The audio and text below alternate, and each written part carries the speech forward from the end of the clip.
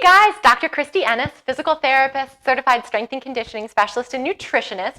And today we are going to go over what neutral spine is and why that's important. Now, neutral spine is a word that's tossed out there a lot, kind of like gluten. So it's this big buzzword, but does anybody really know what that means and why it's important? So we're going to go over that today. So, as you probably already know this, we are all built a little bit differently, and that includes our spinal structure. So before, kind of the theory was we all just need to do pelvic tilts, and that's going to engage our abs, and that will make our spines all better. So that is not true at all because, again, of what I just said, our spines are all built a little bit differently.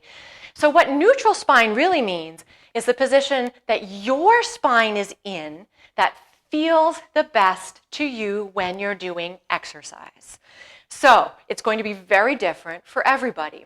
For me, I do not have a lot of curve in this part of my spine, meaning I have a little bit of a flattened lordosis, which you may have heard that term, lordosis. Lots of people have, I don't even think I can do this, but I'm going to try. Lots of people have, see, it just doesn't go that way, an increased lordosis, meaning they have a bigger curve there. And that is something that you can't change about the spine. That's the way the spine is. So you want to support that spine as much as possible as you're starting to move. So I'm going to lie down so you can kind of get the idea of what we want to do here.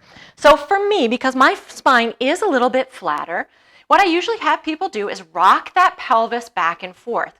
So this is the extreme for me on one end. This is the extreme on the other end. And I'm going to move my pelvis until I feel like that feels like a happy spot to be, a happy little pelvis and a happy little spine. So for me, it's almost flat, but not completely.